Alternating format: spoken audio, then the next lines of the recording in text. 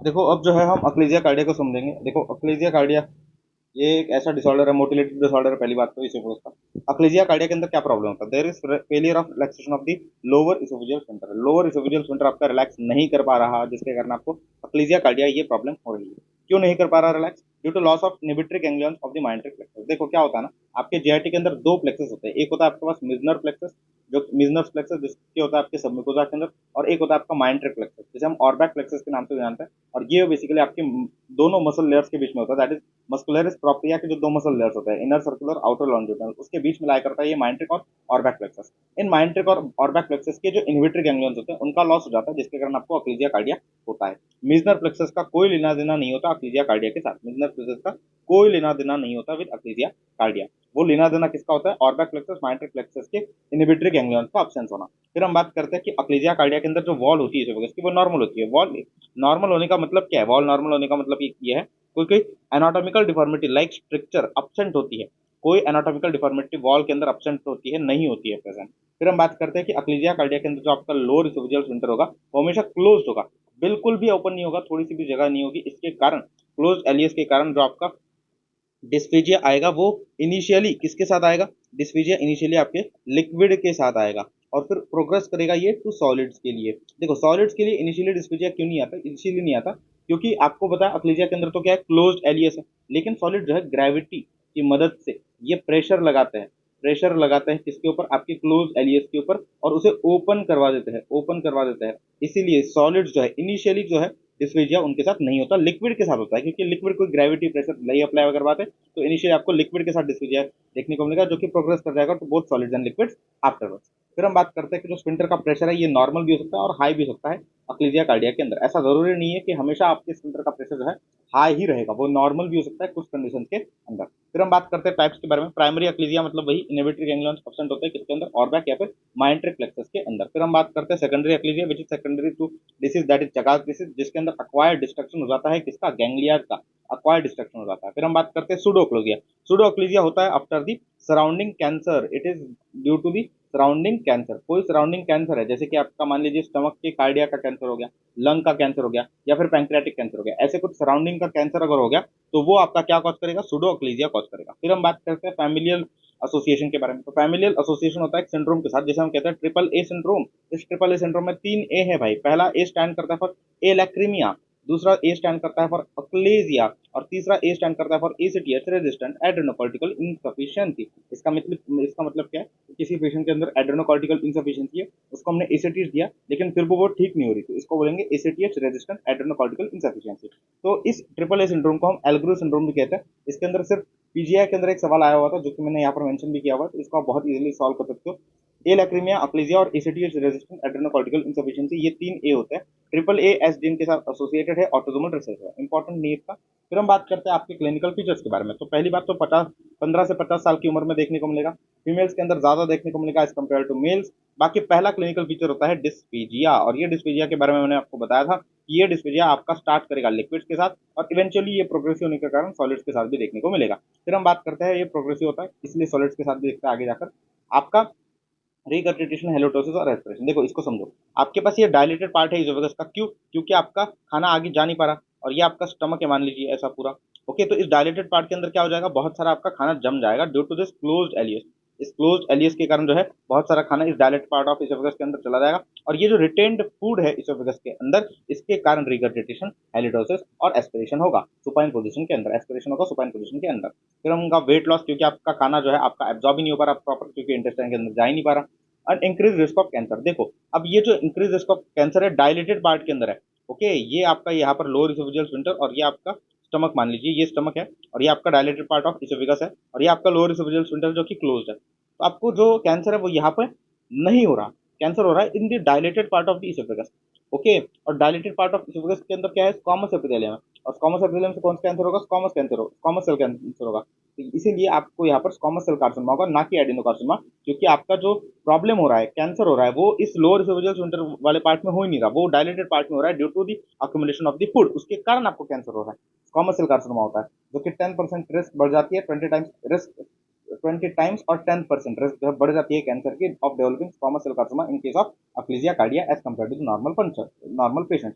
In as compare to the normal people. फिर हम बात करते हैं ये जो आपको नंबर्स है ये याद रखना है, 10% रिस्क बढ़ जाती है, 20 टाइम रिस्क बढ़ जाती है अक्लीजिया के पेशेंट्स के अंदर, ये आपको याद रखना है, ये इंपॉर्टेंट है आयोवा। फिर हम बात करते हैं कौन से इन्वेस्टिगेशन कैरी आउट करेंगे। देखो कि कोई भी केस आपके पास अगर आपका डिस्पीजिया के साथ आता है तो मैं आपको अप्रोच बताता हूँ।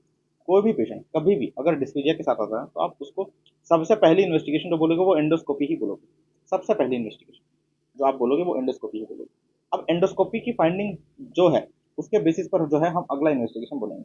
अगर एंडोस्कोपी में आपको कोई एनाटॉमिकल डिस्टॉर्शन मिल रहा है तो फिर हम उसको बेरियम सॉलो बोल दो। ओके, अगर एंडोस्कोपी पे आपको कोई एनाटॉमिकल डिस्टॉर्शन मिला तो बेरियम सॉलो बोल दो। अगर आपको एंडोस्कोपी के ऊपर कोई रिफ्लक्स जैसी कंडीशन दिख रही है, रिफ्लक्स जैसी कंडीशन दिख रही है तो आपको क्या बोलना है, 24 आवर पीएच मॉनिटरिंग बोलना है। ओके, जीआरडी के लिए। अगर आपको एंडोस्कोपी के ऊपर दिख जाता है कि ये कोई आपका मोटिलिटी डिसऑर्डर है तो उसमें आपको मोटिलिटी डिसऑर्डर का जो गोल्ड स्टैंडर्ड होता है दैट इज मैनोमेट्रिक ऑर्डर कर दोगे। तो डिस्फेजिया का ये आपका अप्रोच होता है कि कभी भी आपको जो है पहले एंडोस्कोपी आप करना है, फिर उसके बाद जो एंडोस्कोपी की आपकी फाइंडिंग है उसके बाद आपका जो सेकंड इन्वेस्टिगेशन वो डिसाइड होगा। तो यहाँ पर आपका पहली बात तो जो हम पढ़ रहे हैं दैट इज अक्लीजिया कार्डिया। अब अक्लीजिया कार्डिया के अंदर ऑब्वियसली पहली बात तो मैं आपको बता दूं कि एक्सरे हम बहुत कम करते हैं, नहीं करेंगे, लेकिन ये जो एक्सरे की फाइंडिंग है ये आप सिर्फ पढ़ लो तो बहुत ज़्यादा इतनी इंपॉर्टेंट है भी नहीं। क्या है कि वाइड एंड मीडियम आपको देखने को मिलेगा, एयर फ्लूइड लेवल्स देखने को मिलेंगे मीडियम के अंदर, and there will be absence of fundal gas shadow. Okay, fundal gas shadow आपको देखने को नहीं मिलेगा। ओके, क्योंकि आपका लोअर इसोफेजियल फिल्टर बंद है तो हवा, खाना नहीं आ रहा तो हवा क्या आएगी, एयर एयर फ्लूइड लेवल देखने को मिलेगा मीडियम के अंदर और वाइड एंड मीडियम देखने को मिलेगा। X-ray findings are not that important in this. Endoscopy की बात करते हैं। एंडोस्कोपी फर्स्ट इन्वेस्टिगेशन होता है जो कि आप अक्लीजिया के पेशेंट्स के अंदर करते हो। जैसे आप जाओगे आपको दिखेगा कि जो आपका प्रॉक्सिमल इसोफेगस है टू एलियस, एलियस के प्रॉक्सिमली जो इसोफेगस है वो डायलेटेड है विद क्लोज्ड एलियस, और जो एंडोस्कोप है वो आपका स्टमक के अंदर चला जाता है विद ईज। इसको आप समझिए कि आपका जो एंडोस्कोप है वो तो पतली चीज है ना, ये आपका डायलेटेड इसोफेगस जो आपको देखने को मिलेगा पहले इस एंडोस्कोप के थ्रू, और फिर आपको जो है ये आपका स्टमक मान लीजिए। ओके, और ये आपका क्लोज एलियस है। लेकिन आपका एंडोस्कोप जो है ये काफी इजीली चला जाता है क्योंकि वो नैरो होता है, काफी इजीली चला जाता है by applying the pressure, by applying the pressure वो आपके एलियस को ओपन करके काफी इजीली स्टमक के अंदर चला जाएगा। लेकिन यहाँ पर अगर कोई स्ट्रक्चरल एबनॉर्मलिटी होती, लाइक स्ट्रक्चर, कोई अगर स्ट्रक्चरल एबनॉर्मलिटी होती आपके इसोफेगस वॉल के अंदर जैसे कि स्ट्रक्चर, तो फिर आपका एंडोस्कोप जो है वो इजीली स्टमक के अंदर नहीं जा पाता। तो अगर एंडोस्कोप जो है स्टमक के अंदर इजीली चला जाता है देन ये सजेस्ट करता है that it is not structure. और मैंने बता दिया कि अक्लीजिया के अंदर स्ट्रक्चर आपको कभी देखने को मिलेगा क्या, नहीं देखने को मिलेगा। तो एंडोस्कोपी के अंदर पहले तो आपको क्या देखने को मिलेगा, डायलेटेड इसोफेगस देखने को मिलेगा विद क्लोज्ड एलियस, और एंडोस्कोप जो है स्टमक के अंदर इजीली चला जाएगा इन केस ऑफ अक्लीजिया, सजेस्ट करता है कि ये स्ट्रक्चर नहीं है। फिर हम बात करते हैं जो इन्वेस्टिगेशन ऑफ होता है वो आपका बेरियम सॉल्व होता है। बेरियम सॉल्व पे आपको तीन चीजें देखने को मिल सकती है। एक तो आपको बर्ड बिग साइन देखने को मिल सकती है, एक रैट टेल साइन देखने को मिल सकती है, एक सिग्मोइडाइजेशन देखने को मिल सकता है। बर्ड बिग साइन मतलब क्या, ये आपकी बर्ड बिग साइन है, डायलेटेड पार्ट और लास्ट में ऐसा कन्वर्ज कर जा रहा है पूरा। ओके, अगर यही आपका डायलेटेड पार्ट थोड़ा सा पतला सा है और जो लास्ट का कन्वर्जिंग पार्ट है वो भी थोड़ा सा लंबा है तो इसको हम रैट टेल साइन बोलेंगे। लेकिन रैट टेल साइन जो है आपको कैंसर और अक्लीजिया दोनों के अंदर देखने को मिलता है। दोनों के अंदर डिफरेंस क्या होता है, देखो रैट टेल साइन जो आपका कैंसर का होगा ना वो ऐसा दिखता है, दैट इज ये इरेगुलर भी होगा एज वेल एट इसमें सेरेशंस भी होंगे। तो जो रैट टेल साइन होगा आपके कैंसर का वो इरेगुलर होगा और सेरेशंस उसके अंदर देखने को मिलेंगे। तो वही जो रैट टेल साइन होगा आपके अक्लीजिया का, इसके अंदर क्या डिफरेंस है, ये भाई आपका स्मूथ है, नैरो स्मूथ है और कोई सेरेशंस के साथ नहीं है। ठीक है कोई दिक्कत नहीं भाई। लेकिन अगर आपको क्वेश्चन में कैंसर और अक्लीजिया दोनों दिया हुआ है और रैट टेल साइन दी हुई तो पहले आप कैंसर मार्क करें, और अगर कैंसर नहीं है तब जाके आप अक्लीजिया मार्क करें। ठीक है ठीक। और सिग्मोइडाइजेशन जो है इसोफेगस का वो भी देखने को मिल सकता है आपके बेरियम सॉलो के ऊपर। तो बेरियम सॉलो के लिए तीन साइन याद रखें, bird beak sign, red tail sign and sigmoidisation, जिसमें रेड टेल साइन का अगर कैंसर दिया हुआ है तो पहले कैंसर मार्क करो। फिर हम बात करते हैं आपके मैनोमेट्रिक के ऊपर। देखो मैनोमेट्री में आप दो चीजें चेक करते हो, मैनोमेट्री हर एक आपके मोटिलिटी डिसऑर्डर के लिए गोल्ड स्टैंडर्ड होता है। ओके, मैनोमेट्री हर एक मोटिलिटी डिसऑर्डर के लिए क्या होता है, गोल्ड स्टैंडर्ड होता है। इसमें आप दो चीजें चेक करते हो, एक एलियस चेक करते हो और दूसरा पेरिस्टाल्सिस चेक करते हो। और आपको जो है मैंने बता दिया एलियस क्या होगा, क्लोज एलियस था, बिल्कुल नॉन रिलैक्सिंग एलियस देखने को मिलेगा, बिल्कुल नॉन रिलैक्सिंग। और पेरिस्टाल्सिस आपको एब्सेंट देखने को मिलेगा किसके ऊपर, मैनोमेट्री के ऊपर। ठीक है जी। अब यहाँ पर जो है हम शिकागो क्लासिफिकेशन करते हैं जिसमें हम बेसिकली तीन क्लासेस के अक्लीजिया कार्डिया लेते हैं, क्लास 1, क्लास 2 और क्लास 3, और इनके तीन पैरामीटर्स पे डिवाइड करते हैं। लेकिन जो दो पहले पैरामीटर है वो तीनों के लिए सेम है, दैट इज एलियस और पेरिस्टाल्सिस। जो हमने मैनोमीटर के अंदर फाइंडिंग ली थी कि एलियस आपका नॉन रिलैक्सिंग होगा तीनों के अंदर और पेरिस्टाल्सिस एब्सेंट होगा क्लास 1 to 3 तीनों के अंदर। लेकिन जो डिफरेंस है वो सिर्फ और सिर्फ पेरिस्टाल्टिक प्रेशर के अंदर है। क्लास 1 के अंदर जो पेरिस्टाल्टिक प्रेशर होता है आपकी लोअर इसोफेजियल स्फिंक्टर का, वो आपका नॉर्मल या फिर लो हो सकता है। क्लास 2 और क्लास 3 के अंदर, दोनों के अंदर जो है हाई पेरिस्टाल्टिक प्रेशर होता है। तो अब डिफरेंस क्या है क्लास 2 और क्लास 3 के अंदर? क्लास 2 के अंदर जो है आपका हाई प्रेशर होता है पूरे इसोफेगस के अंदर, और पूरे इसोफेगस के अंदर जब हाई प्रेशर होता है तो इसको हम ये टर्म देते हैं पीईपी, पैन इसोफेजियल प्रेशराइजेशन, ठीक है। और अब थर्ड क्लास की जब हम बात करते हैं, थर्ड क्लास के अंदर भी हाई प्रेशर है इसोफेगस के अंदर, लेकिन इसोफेगस के लोअर पार्ट के अंदर, that is lower part of oesophagus के अंदर हाई प्रेशर होता है, जिसको हम कहते हैं डिस्टल स्पास्टिक कॉन्ट्रैक्शन। क्या कहते हैं इसको हम? डिस्टल स्पास्टिक कॉन्ट्रैक्शन, ठीक है ठीक है, कोई दिक्कत नहीं। लेकिन आपके ये जो क्लास 2 एंड क्लास 3 है, ये कंडीशन प्रेजेंट होने के लिए आपके मोर देन 20% सॉलो जो है वो एबनॉर्मल होने चाहिए। मतलब 100 आपने निवाले अगर निकले तो उसमें से अगर सिर्फ 2 सॉलो एबनॉर्मल है तो फिर वो आपकी क्लास 2 क्लास 3 के अंदर नहीं आएंगे। मोर than 20, more than 20% of the सॉलो should be abnormal.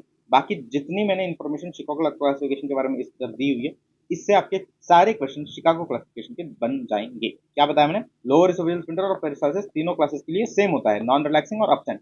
Peristaltic pressure के अंदर बस डिफरेंस है, क्लास 1 के अंदर नॉर्मल या फिर लो है, क्लास 2 एंड 3 के अंदर दोनों आप पेरिस्टाल्टिक प्रेशर हाई है, क्लास 2 के अंदर पूरे इसोफेगस के अंदर हाई है, क्लास 3 के अंदर सिर्फ लोअर इसोफेगस के अंदर प्रेशर हाई है, और क्लास 2 एंड क्लास 3 के अंदर मोर देन 20% सॉलो आपका एबनॉर्मल होता है। ठीक है जी, ठीक है। फिर हम बात करते हैं मेडिकल ट्रीटमेंट के बारे में। तो पहले ट्रीटमेंट के अंदर हम बात करते हैं मेडिकल ट्रीटमेंट। मेडिकल ट्रीटमेंट की पुअर एफिकेसी होती है, इसमें हम कैल्शियम चैनल ब्लॉकर्स और नाइट्रेट्स को यूज कर सकते हैं।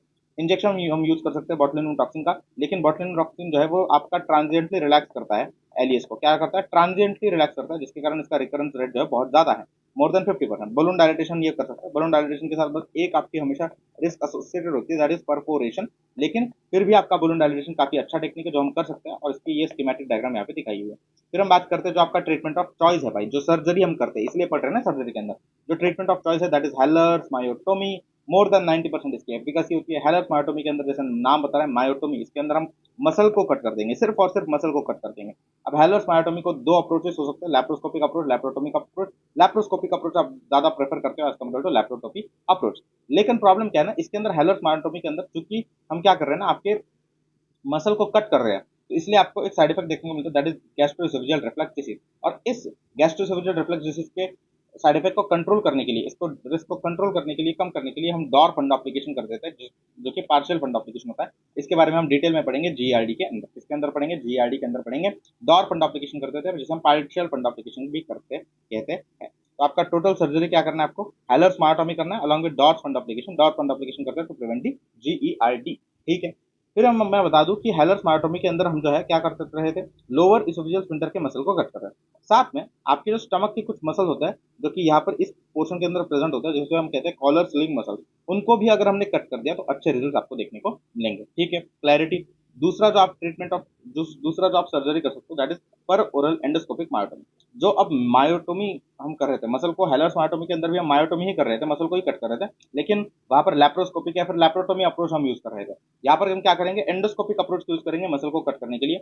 सब म्यूकोजल टनल बनाएंगे और जाके इस मसल को जो है आपके एलियस की कट कर देंगे ताकि वो रिलैक्स कर सके। तो ये जो होता है आपका पोएम, दैट इज बेसिकली पर ओरल एंडोस्कोपिक मायोटोमी। Clarity clarity. अब हम बात करते हैं हाइएटस हर्निया के बारे में। देखो हाइएटस हर्निया के बारे में अगर आपको कुछ बताओ तो ये मोस्ट कॉमन डायफ्रैग्मेटिक हर्निया होता है। क्या होता है? Most common diaphragmatic hernia. Congenital diaphragmatic hernia जो हमने दोनों पढ़े, बॉर्चडेलिक और मॉर्गेनियन, ये आपका मोस्ट कॉमन डायफ्रैग्मेटिक हर्निया नहीं होते। मोस्ट कॉमन डायफ्रैग्मेटिक हर्निया जो होते हैं वो आपका हाइएटस हर्निया होता है। देखो होता क्या है ना, आपके पास ये इसोफेगस है, ये आपका इसोफेगस है, ये आपका डायफ्राम है, सॉरी, ये आपका इसोफेगस है, ये आपका डायफ्राम है। डायफ्राम और इसोफेगस एक दूसरे से कनेक्टेड होता है via this ligament called as phrenoesophageal ligament. और डायफ्राम के अंदर एक हाइएटस होता है जिससे आपका इसोफेगस निकलता है, उसे हम कहते हैं T10 लेवल पे इसोफेजियल हाइएटस। तो जब आपका स्टमक का कोई भी पार्ट या फिर गैस्ट्रोएसोफेजियल जंक्शन का कोई भी पार्ट इन फ्रीनोएसोफेजियल लिगामेंट या फिर इस हाइएटस से ऐसा ऊपर जाएगा ना, ऐसे ऊपर जाएगा, ऊपर हर्निएट करेगा, उसको हम बोलेंगे हाइएटस हर्निया। उसको हम क्या कहेंगे? हाइएटस हर्निया कहेंगे, ठीक है ठीक है। तो अब हाइएटस हर्निया के चार टाइप्स होता है। पहला होता है स्लाइडिंग हाइएटस हर्निया, जिसे हम एक्सेल हर्निया भी बोलेंगे, 90% तो यही होता है। फिर दूसरा होता है रोलिंग हाइएटस हर्निया, जिसे हम पैरा एसोफेजियल हाइएटस हर्निया भी कहते हैं, ये 5% होता है। Sliding hiatus hernia, rolling hiatus hernia. तीसरा टाइप होता है आपका मिक्स्ड हाइएटस हर्निया, इसके अंदर हम दोनों प्रेजेंट रहेंगे, स्लाइडिंग और रोलिंग दोनों। आपके इंपॉर्टेंट तो यही, इनको समझते हैं पहले। देखो स्लाइडिंग हाइएटस हर्निया और रोलिंग के अंदर मेन डिफरेंस अगर देखें तो स्लाइडिंग हाइएटस हर्निया के अंदर आपका जो हर्निएट करता है स्टमक का पार्ट वो होता है गैस्ट्रोएसोफेजियल जंक्शन और कार्डिया। और ये हर्निएट कैसे करता है? By not tearing the phrenoesophageal ligament. Phrenoesophageal ligament को साथ में अपने लेकर जाएंगे, कोई टीयर नहीं करेंगे। और इसमें जो पेरिटोनियम होता है आपके स्लाइडिंग हाइएटस हर्निया के अंदर, ये सिर्फ और सिर्फ लेफ्ट साइड में प्रेजेंट होगा, सिर्फ और सिर्फ आपके लेफ्ट साइड ऑफ हर्निया को कवर करेगा आपका पेरिटोनियम, ना कि पूरे पेरिटोनियम, ना कि पूरे हर्निया को। पूरे हर्निया को कभी आपका पेरिटोनियम नहीं कवर करता इन स्लाइडिंग हाइएटस हर्निया। क्या हर्निएट करता था? जी जंक्शन और कार्डिया, और कोई टीयर आपको देखने को नहीं मिलेगा फ्रीनोएसोफेजियल लिगामेंट के अंदर। रोलिंग हाइएटस हर्निया के अंदर क्या है ना, पहली बात तो फंडस हर्निएट करता है। कैसे हर्निएट करता है? By tearing the phrenoesophageal ligament. और जो पेरिटोनियम होता है वो पूरे all around the hernia present होता है। पेरिटोनियम जो है it is present all around the hernia. ठीक है, ठीक है। स्लाइडिंग हाइएटस हर्निया की कुछ सेलिएंट फीचर, इसमें क्लिनिकल फीचर आपको जीआरडी के देखने को मिलेंगे। क्यों? क्योंकि जो आपका लोअर इसोफेजियल स्फिंक्टर वाला पार्ट था, जो कि इंट्रा एब्डोमिनल था पहले इधर था, वो ऊपर चला गया, डायफ्राम के ऊपर चला गया। तो अब बाहर से आपको इंट्रा एब्डोमिनल प्रेशर नहीं मिल रहा, तो उसके कारण आपका इंट्रा एब्डोमिनल प्रेशर जो होता है वो हमेशा प्रोटेक्टिव होता है जीआरडी के लिए। इंट्रा एब्डोमिनल प्रेशर जो होता है हमेशा प्रोटेक्ट करता है आपको रिफ्लक्स से। अब इंट्रा एब्डोमिनल प्रेशर होगा ही नहीं, क्योंकि आपका जो ये पार्ट है लोअर इसोफेजियल स्फिंक्टर का, ये इंट्रा एब्डोमिनल रहा नहीं, तो फिर ये आपको जीआरडी से प्रोटेक्ट नहीं कर पाएगा, और इसलिए आपको जो है क्लिनिकल फीचर जीआरडी का देखने को मिल जाएगा। ट्रीटमेंट क्या होता है इसका? कंजर्वेटिव ट्रीटमेंट ही करते हैं। रेयरली हम जो है सर्जरी की तरफ जाते हैं, रेयरली जो है हम सर्जरी की तरफ जाते हैं in case of sliding hiatus hernia. Rolling hiatus hernia, जिसको हम पैरा इसोफेजियल हाइएटस हर्निया के नाम से जानते हैं, it is only hernia in which G junction is below the diaphragm. ये सिर्फ अकेला ऐसा हर्निया होगा जिसके अंदर आपका जो गैस्ट्रोएसोफेजियल जंक्शन है ये बिलो द डायफ्राम है। बाकी हर हर्निया के अंदर देखो, यहाँ पर गैस्ट्रोएसोफेजियल जंक्शन ही हर्निएट कर रहा है, obviously it is above the diaphragm. यहाँ पर अगर हम मिक्स्ड कंपोनेंट देखोगे तो मिक्स्ड कंपोनेंट के अंदर भी जो आपका गैस्ट्रोएसोफेजियल जंक्शन है it is the above the diaphragm. तो हर हर्निया के अंदर आपका जो जी जंक्शन होता है it is above the diaphragm, except for the rolling hiatus hernia, जिसके अंदर आपका जो जी जंक्शन होता है वो बिलो द डायफ्राम होता है। फिर हम बात करते हैं क्लिनिकल फीचर्स के अंदर देखने को मिलेंगे रोलिंग हाइएटस हर्निया के अंदर डिस्फेजिया देखने को मिलेगा। क्यों डिस्फेजिया देखने को मिलेगा? क्योंकि जो आपका फंडस हर्निएट कर रहा था बाय टियरिंग द लिगामेंट, वो आपके इस इसोफेगस को जो है कंप्रेस कर देता है, और जिसके कारण आपको डिस्फेजिया देखने को मिलेगा, पेन देखने को मिलेगा, कुछ कॉम्प्लिकेशन भी देखने को मिलेगा। कॉम्प्लिकेशन कौन से? Cameron ulcer, ischaemia, gangrene, volvulus, ये 4 कॉम्प्लिकेशन आपको देखने को मिल सकते हैं with rolling hiatus. Cameron ulcer, ischaemia, gangrene and volvulus. जो आपकी सर्जरी है वो हमेशा इंडिकेटेड होगी इसके अंदर रोलिंग हाइएटस हर्निया के अंदर। Surgery is always indicated in case of rolling hiatus hernia. क्या बताया मैंने? Sliding hiatus hernia G junction और कार्डिया हर्निएट कर जाता है, कोई टीयर नहीं होता लिगामेंट के अंदर, पेरिटोनियम सिर्फ लेफ्ट साइड को कवर करता है। क्लिनिकल फीचर के अंदर जीआरडी आता है, कंजर्वेटिव ट्रीटमेंट देते हैं नॉर्मली, रेयरली सर्जरी की जरूरत पड़ती है। रोलिंग के अंदर फंडस हर्निएट करता है ओनली, पेरिटोनियम पूरे आपके हर्निया के अराउंड प्रेजेंट होता है, लिगामेंट को टीयर करके आपका फंडस हर्निएट करता है। ये ओनली एक ऐसा हर्निया जो कि जी जंक्शन के below, in which J junction is present below the diaphragm, dysphagia of pain और complication present होता है। complication के अंदर Cameron ulcer, ischaemia, gangrene and volvulus होता है। मिक्स के अंदर अगर आप देखोगे तो कॉम्प्लिकेशन ज्यादा होगी, इसमें भी पेरिटोनियम आपके पूरे हर्निया को कवर करेगा। अदर बावल सेगमेंट हर्निएट करता है, ये आपका 4th टाइप होता है, नॉट वेरी इंपॉर्टेंट। फिर हम बात करते हैं इन्वेस्टिगेशन के बारे में। इन्वेस्टिगेशन की अगर हम बात करते हैं तो पहला इन्वेस्टिगेशन जो हम करेंगे that would be endoscopy. Again पहला इन्वेस्टिगेशन आपका डिस्फेजिया के साथ अगर पेशेंट आता है वो एंडोस्कोपी ही होगा, और ये मोस्ट सेंसिटिव होता है for the hernia. Most sensitive, इतना सेंसिटिव कि अगर आपका स्लाइडिंग हाइएटस हर्निया है जिसका साइज लेस देन 2 सेंटीमीटर है, आपका एंडोस्कोपी इसको भी, इस छोटे से स्लाइडिंग हाइएटस हर्निया जो कि less than 2 centimetre in size का है, उसको भी डिटेक्ट कर लेगा। तो एंडोस्कोपी फर्स्ट इन्वेस्टिगेशन है और मोस्ट सेंसिटिव है हर्निया के लिए। ठीक है। फिर हम बात करते हैं बेरियम मिल, आपका इन्वेस्टिगेशन ऑफ चॉइस हो सकता है। बेरियम मिल के अंदर आपको कुछ इस तरीके से स्लाइडिंग हाइएटस हर्निया की इमेज दी जाएगी, और आपको पहचानना है कि क्या है स्लाइडिंग हाइएटस हर्निया है। आपको सेम इमेज जो है शार्ट्स की रिंग के अंदर भी देखने को मिली होगी, लेकिन कभी भी आपको ऑप्शंस के अंदर अगर दोनों प्रेजेंट है, sliding hiatus hernia and shards की रिंग, आपको मार्क हमेशा स्लाइडिंग हाइएटस हर्निया ही करना है। रोलिंग हाइएटस हर्निया के अंदर आप देख सकते हो कि ये आपका फंडस हर्निएट कर गया, और ये आपके इसेफेगस को अब कंप्रेस कर रहा है।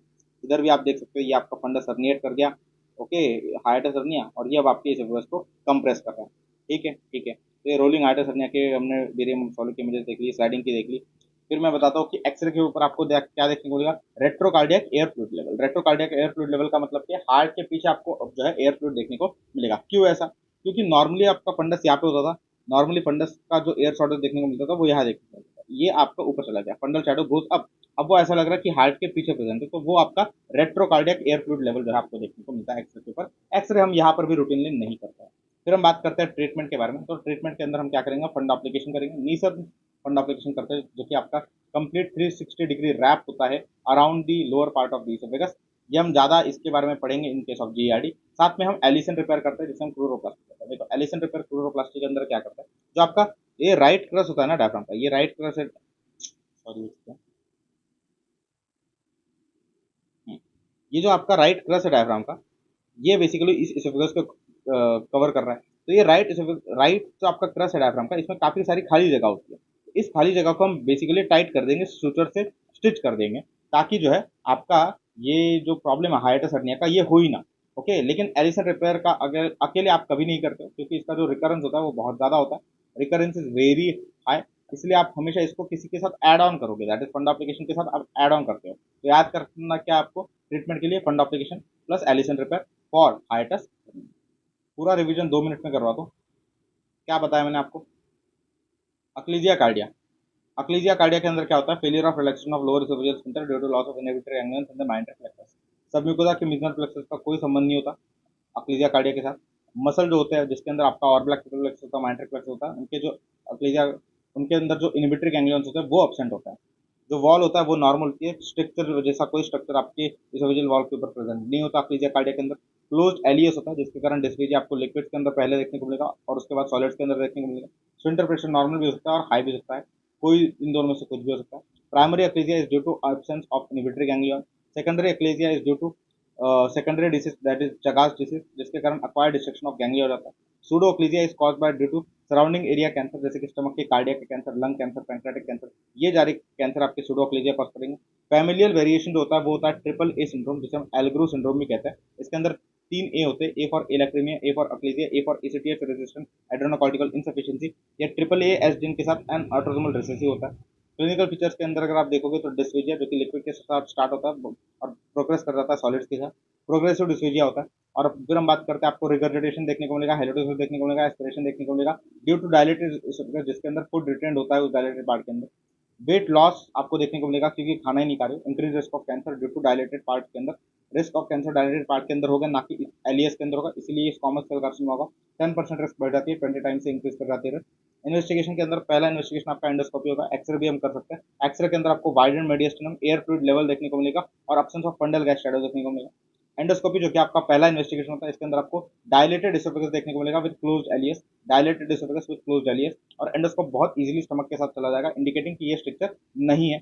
Retain food and water in oesophagus के कारण आपको डायलेटेड इसोफेगस देखने को मिलता है। बेरियम सोलो आपका इन्वेस्टिगेशन ऑफ चॉइस होता है एक्लीजिया के लिए। इसमें आपको 3 साइन देखने को मिलेगी। पहली बर्ड बिग साइन, जो कि आपको यहाँ पे दिखाई गई है। दूसरी रैट टेल साइन और तीसरा सिग्मोडाइजेशन। रैट टेल साइन कैंसर और एक्लीजिया दोनों के अंदर देखने को मिलती है। कैंसर को पहले मार्क करोगे अगर दोनों ऑप्शन में है। मैनोमेट्री, जो कि गोल्ड स्टैंडर्ड होता है किसी भी आपके मोटिलिटी डिसऑर्डर के लिए, इसके अंदर 2 चीजें देखने को मिलेगी, एलियस का नॉन रिलैक्सेशन और पेरिस्टाल्सिस एब्सेंट होना। फिर हम बात करते हैं शिकागो क्लासिफिकेशन के बारे में, जिसमें 3 क्लासेस अक्लीजिया की दी हुई है, क्लास 1, 2, 3, जिसमें 2 पैरामीटर्स तीनों के अंदर सेम होता है। एलियस तीनों के अंदर नॉन रिलैक्सिंग होता है और पेरिस्टाल्सिस तीनों के अंदर एब्सेंट होता है।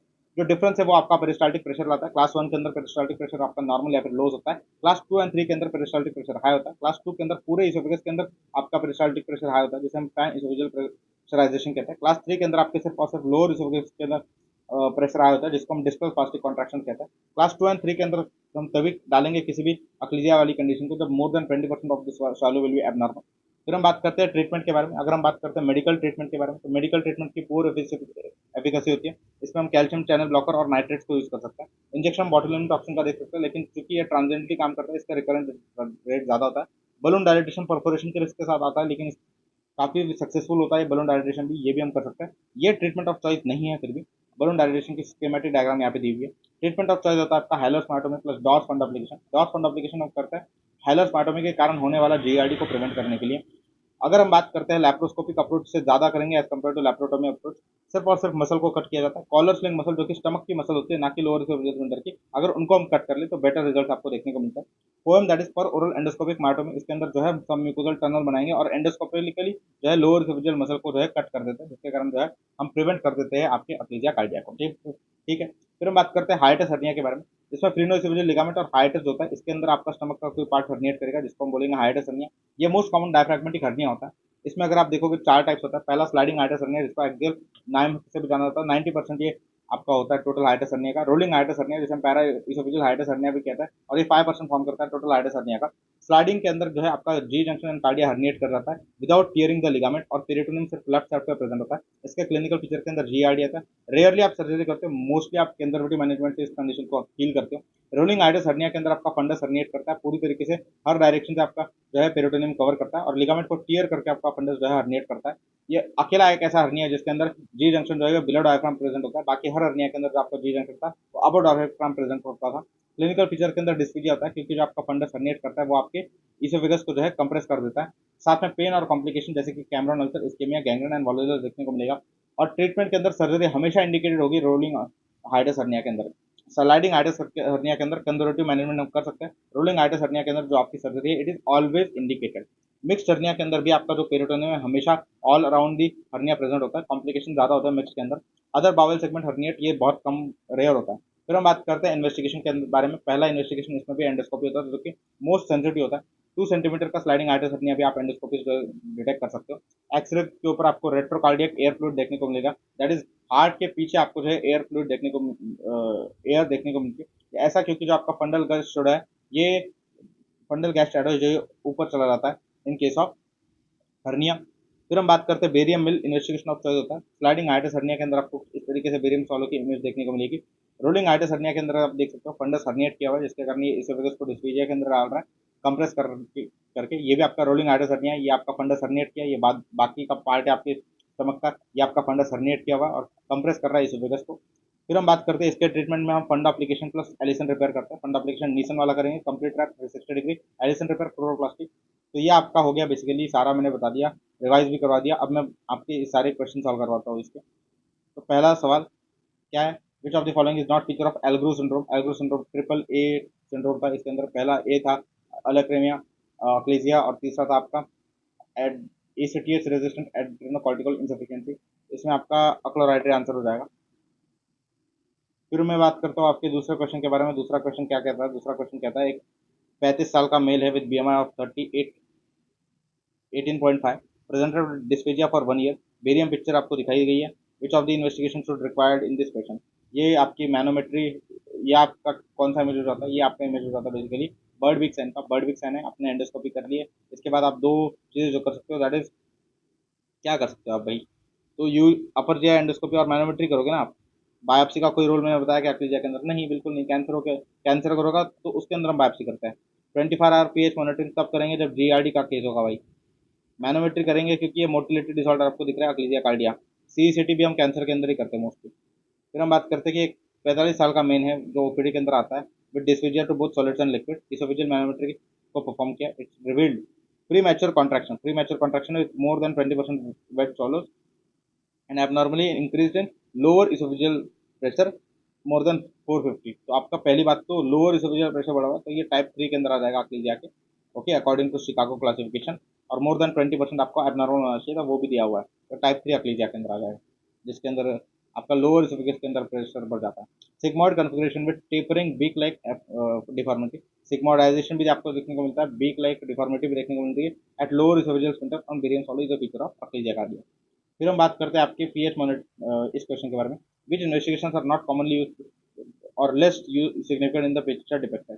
ये आपका क्या बता रहा है, ये आपका बता रहा है bird beak sign. Bird beak sign के अंदर पीएच मॉनिटरिंग क्यों करेंगे, पीएच मॉनिटरिंग सिर्फ एक जगह पर करते हैं, जीआरडी या कंडीशन है। इसमें मैनोमेट्री, अपर जी एंडोस्कोपी और barium study. Barium study investigation of होता है। अपर जी एंडोस्कोपी आपका, अपर जी एंडोस्कोपी आपका पहला इन्वेस्टिगेशन होता है, और मैनोमेट्री आपका गोल्ड स्टैंडर्ड होता है अक्लीजिया के अंदर।